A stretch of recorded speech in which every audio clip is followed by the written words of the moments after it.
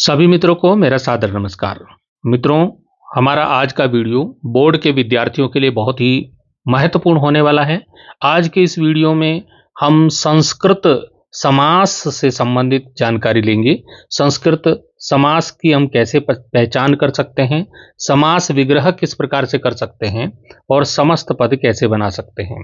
तो आइए बिना देरी किए हुए वीडियो को प्रारंभ करते हैं। मित्रों, समास का अर्थ है संक्षिप्तीकरण।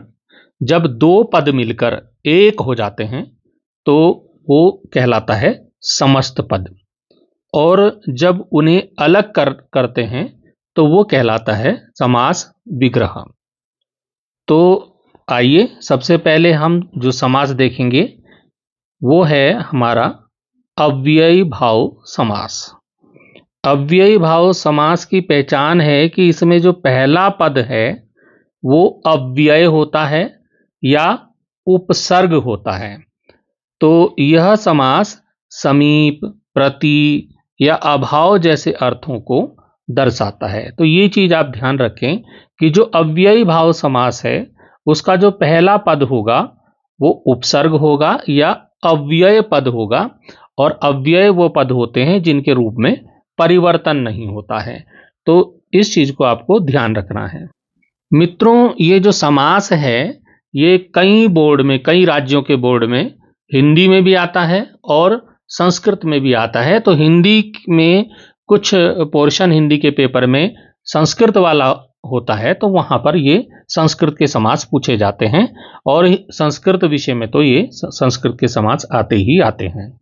तो यहाँ पर हम, जैसे कि हमने कहा कि अव्ययी भाव में जो पहला पद होता है समस्त पद का वो क्या होता है, उपसर्ग होता है। जैसे कि यहाँ पर ये समस्त पद दिए हैं तो यहाँ पर जो पहला पद है वो उप क्या है, उपसर्ग है। जैसे प्रतिदिनम में प्रति क्या है, वो उपसर्ग है। तो इस प्रकार से पहला पद या तो उपसर्ग होगा या फिर वो अव्यय पद होगा। तो इतनी बात का आप ध्यान रखें। तो ये इसकी पहचानने की तरकीब है। तो जैसे हमारा शब्द है उपकृष्णम, उपकृष्णम का जब समास विग्रह होगा तो वो हो जाएगा कृष्णस्य समीपम, अर्थात इसका मतलब हुआ कृष्ण के समीप। ऐसे प्रतिदिनम, तो इसका हो जाएगा दिनम दिनम प्रति। यहां पर आप ध्यान रखेंगे कि जो दिनम है इस दिनम को दो बार लिखना है, दिनम दिनम, और प्रति को अंत में लिख देना है। तो ये इसका विग्रह हो जाएगा दिनम दिनम प्रति। बहुत महत्वपूर्ण है, और इस दिनम दिनम प्रति का मतलब होता है हर दिन, और ये बहुत महत्वपूर्ण है, इसको जरूर तैयार कीजिएगा। और ये 2013 उत्तराखंड में ये पूछा गया था, उसके बाद भी पूछा गया है। और यथाशक्ति, एक यथाशक्ति जो उदाहरण है ये भी बहुत महत्वपूर्ण है। यथाशक्ति बहुत बार परीक्षा में संस्कृत में भी पूछा जाता है और हिंदी के संस्कृत वाले पोर्शन में ये पूछा जाता है। यथाशक्ति, यथाशक्ति, इसमें भी आपको क्या करना है, शक्तिम जो है उसको, शक्ति को पहले लिख देना है शक्तिम, और यथा के लिए अनतिक्रम में यहां पर लग जाएगा, और इसका मतलब होता है शक्ति के अनुसार। अब ऐसे ही एक शब्द है निर्मक्षिकम, निर्मक्षिकम हो जाएगा। तो यहां पर दूसरा पद है मक्षिकाणाम, और निर उपसर्ग इसमें लगा है, निर उपसर्ग। तो निर मतलब अभाव है, तो मक्षिकाणाम अभावः, मक्खियों का अभाव। तो इस प्रकार से मित्रों आप इसको समझ रहे होंगे अव्ययी भाव समास को। अब एक सब पद और आता है, समस्त पद आजीवनम।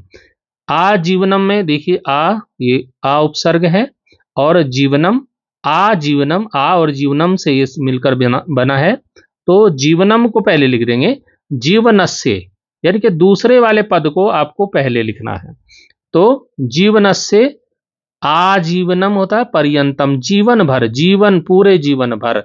तो इसका अर्थ हो जाएगा।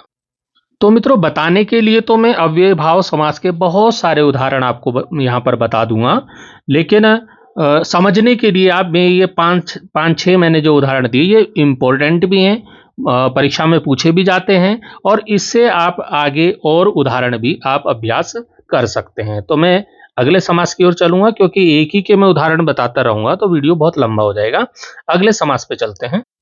अब हमारा जो दूसरा समास है वो है द्विगु समास। द्विगु समास याद रखिए, द्विगु समास। और इसकी पहचान जो है, पहचान इसकी है कि इसमें जो पहला पद है, पहला शब्द, जैसे कि अव्यय भाव समास में पहला पद जो है उपसर्ग था, यहां पर पहला पद संख्यावाचक होगा। ये ध्यान रखिए कि पहला पद क्या होगा, संख्यावाचक होगा।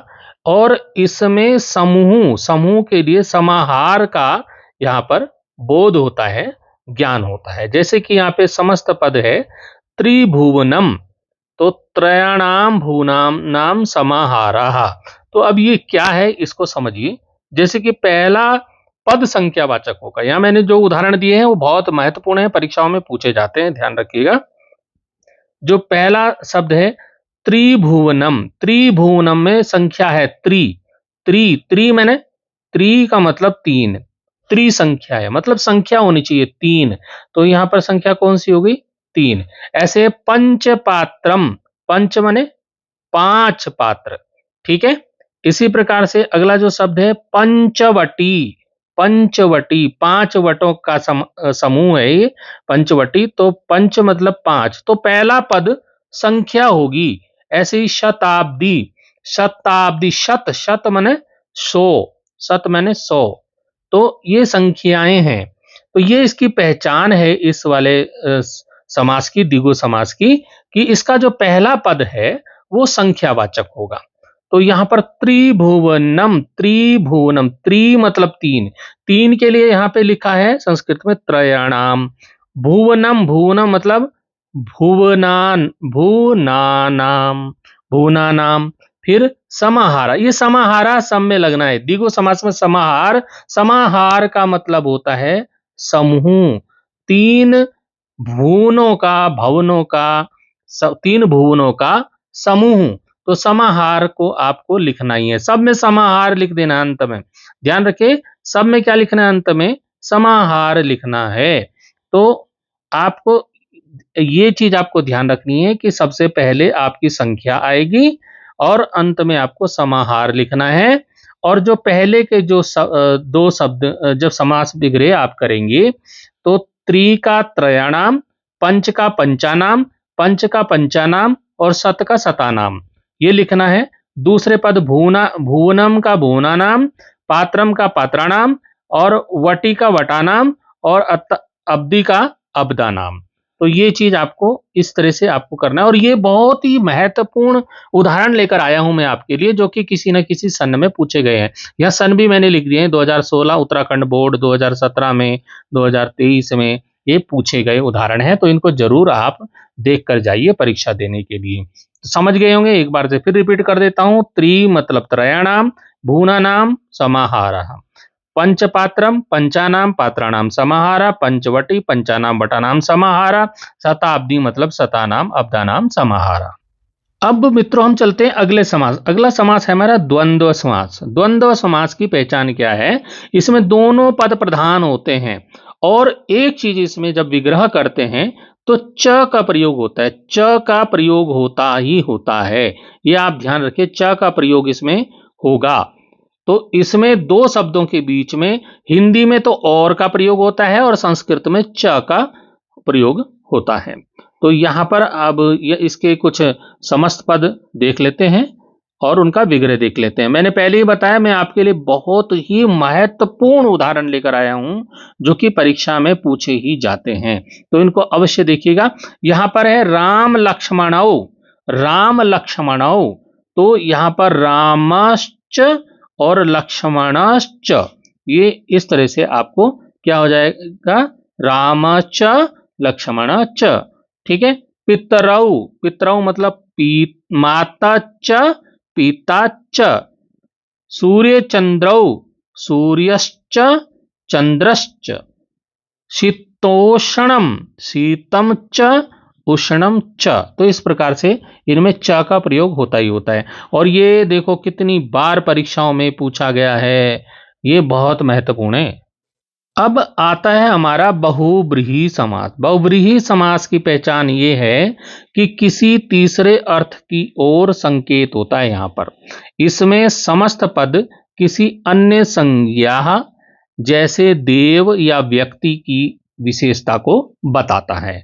तो किस प्रकार से बताता है? जैसे कि यहां पर मैंने कुछ उदाहरण लिए हैं, महत्वपूर्ण उदाहरण आपके लिए लेकर आया हूं। जैसे कि यह पीतांबरा, समस्त पद क्या है? पीतांबरा। पीतांबरा, पीतम, पीतम, अंबर, अंबरम, यस्य सह। अब इसमें जैसे कि पिछले में मैंने आपको बताया था समाहारः लगता है, उसी प्रकार से द्विगु समास में मैंने बताया था आपको समाहारा लगता है। उसी प्रकार से यहां जो भी आप विग्रह करोगे उसमें यस्य सह लगेगा। यस्य सह, यस्य सह, यस्य सह, तो ये लगना लगना है। तो अब जैसे ये पीतम अंबरम, पीले वस्त्र वाला, तो पीले वस्त्र पीतम अंबरम यस्य सह। नीला कंठ, नीले कंठ वाला, तो नीलम कंठम, नीले कंठ वाला कौन है? पीले वस्त्र वाला कौन है? तीसरे किसी व्यक्ति की ओर संकेत करता है, किसी देवता ईश्वर की ओर संकेत करता है। तो यहां पर पीले पीले वस्त्र वाला कौन है? विष्णु जी, जो पीतांबर, उनको पीतांबर विष्णु जी का नाम है। नीले कंठ वाला, नीलकंठ किसका नाम है? शिव जी का नाम है। तो यहां पर शिव हो जाएगा, नीलम कंठम यस्य सा, शिव हो गया। लंबोदर, लंबोदर, लंबो लंबा है उदर, जिसका मतलब लंबो लंबम, उदरम, उदरम मतलब पेट, यस्य सा जिसका पेट बड़ा है, लंबा है, तो वो गणेश जी हैं। फिर है चक्र पाणी, चक्र है, पाणो, पाणो मतलब हाथ में, पाणा मतलब हाथ में, जिनके हाथ में चक्र है वो कौन है? विष्णु जी हैं। तो ये बहुत महत्वपूर्ण है। देखो किस किस सन में परीक्षाओं में पूछे गए हैं, मैंने सन भी आगे लिख दिए, किस किस वर्ष में ये पूछे गए हैं। तो बहुत महत्वपूर्ण, बहुत ज्यादा महत्वपूर्ण उदाहरण मैं आपके लिए लेकर आया हूं। और भी आप उदाहरण पुस्तकों में आपको बहुत सारे मिल जाएंगे, लेकिन मैं आपको केवल खास खास जो इंपॉर्टेंट है उन्हीं को बता रहा हूं। तो पीतांबरा, पीतम अंबरम यस्य सह। नीलकंठा, नीलम कंठम यस्य सह। लंबोदरा, लंबम उदरम यस्य सह। चक्रपाणी, चक्रम पाणो यस्य सह। तो किसी तीसरे की ओर संकेत कर रहा है, यहाँ विष्णु जी के लिए, यहाँ शिव जी के लिए, यहाँ गणेश जी के लिए, या विष्णु के लिए। ऐसे ही दशानन होता है, दशानन मतलब 10 आनन यस्य सह, 10 मुख हैं जिसके 10 सिर हैं, रावण, तो उसके लिए भी यही समास आएगा। अब हमारा अगला जो समास है वो है तत्पुरुष समास। इसको जरा ध्यान से समझने की जरूरत है, तत्पुरुष समास, क्योंकि इसमें विभक्ति प्रयोग होता है, विभक्ति प्रधान है ये। अलग अलग विभक्ति के तत्पुरुष तो है, लेकिन कौन सा तत्पुरुष है, तत्पुरुष का कौन से वाला पार्ट है, यहां पर ये थोड़ा सा समस्या आती है कि कौन सा पार्ट है। इसको समझेंगे। देखिए, तो इसमें तत्पुरुष समास में उत्तर पद यानी कि दूसरे वाला पद, दूसरा पद, समस्त पद का दूसरा वाला भाग, दूसरा शब्द प्रधान होता है, मतलब मुख्य होता है। विग्रह करते समय पहले पद में उचित विभक्ति द्वितीय विभक्ति से लेकर पंचमी विभक्ति तक लगाई जाती है, इनका प्रयोग होता है। तो इसके लिए आपको कारक और विभक्ति ये चीजें याद होनी चाहिए। कारक चिन्ह जो होते हैं, कर्ता ने, कर्म को, करण से, तो ये आपको याद होने चाहिए। तो तभी आप इस तत्पुरुष समास को अच्छे से कर पाओगे, तो उसको जरूर याद कीजिएगा आप। ठीक है, तो यहां पर इसके प्रमुख भेद और उदाहरण जो परीक्षा में पूछे जाते हैं मैं बताऊंगा। तो द्वितीय तत्पुरुष समास, ये द्वितीय तत्पुरुष समास क्या होता है? तो जब पहला पद को अर्थ में हो, कर्ता द्वितीय जो है कर्म को, तो को का अर्थ आए, को का जब अर्थ आए तो वहां पर द्वितीय तत्पुरुष समास होता है। किस प्रकार से? देखिए, सुख प्राप्तः शब्द है, अब इसका करना है समास विग्रह, तो क्या हो जाएगा?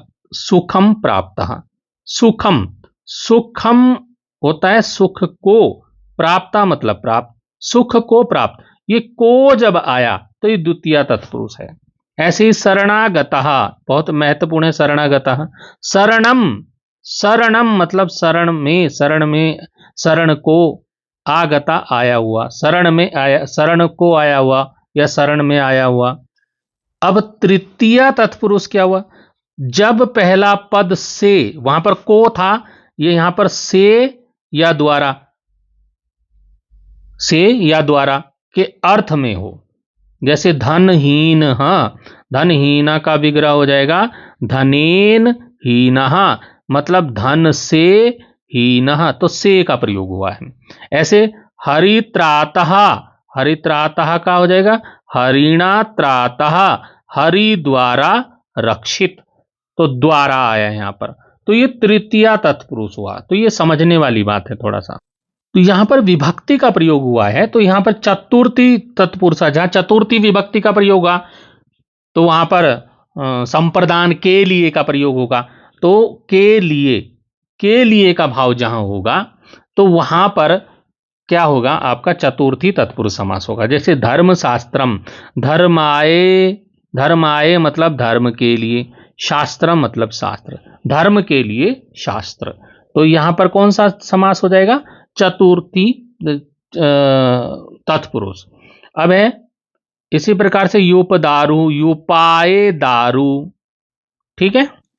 अब जब पंचमी विभक्ति आती है तो पंचमी तत्पुरुष हो जाता है, पंचमी, अपादान पंचमी। और पंचमी कहां होती है, जब अलग होने के अर्थ में से का प्रयोग हुआ, अलग होने से का भाव आए।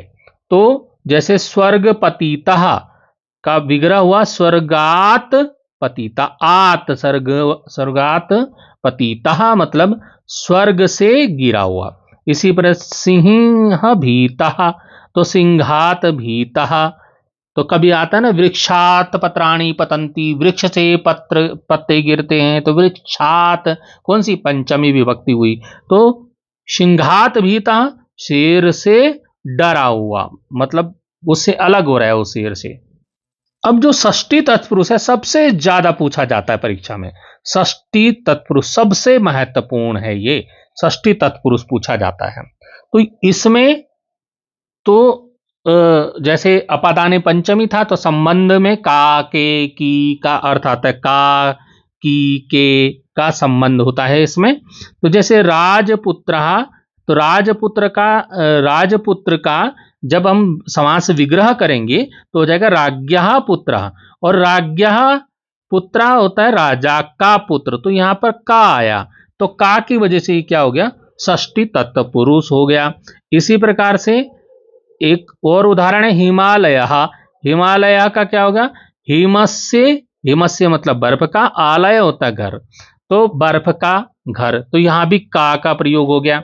अब ऐसे ही हो गया आपका गंगा जलम, गंगायाः जलम, गंगा का जल, यहां भी का प्रयोग हुआ, तो ये षष्ठी तत्पुरुष है। अगर का प्रयोग हुआ है तो वो षष्ठी तत्पुरुष होगा। इसी प्रकार से यदि आया देव पूजा, अब इसका विग्रह करना है, देवानाम पूजा, तो ये क्या, देवों की पूजा, यहां पर की का प्रयोग हुआ। अब हम बात करते हैं सप्तमी तत्पुरुष। सप्तमी तत्पुरुष में या पर का प्रयोग होता है इसमें, ठीक है। तो जैसे कार्य कुशलः का हो जाएगा कार्ये कुशलः, कार्य में कुशल, में का प्रयोग यहां पर हुआ। सभा पंडिता, सभायाम पंडितः, सभा में पंडित, तो ये सप्तमी तत्पुरुष हुआ। ज्यादा षष्ठी वाला ज्यादा पूछा जाता है। तो कहने का तात्पर्य है यदि आपको तत्पुरुष समास समझना है तो आपको कारक और विभक्ति, कारक चिन्ह, ये सबको सीखना होगा, तभी आप तत्पुरुष समास के भेदों को बता पाएंगे। तो अब आते हैं कर्मधारय समास। कर्मधारय समास इसका विशेषण और विशेष्य इसमें होता है, इसमें संबंध होता है विशेषण और विशेष्य का।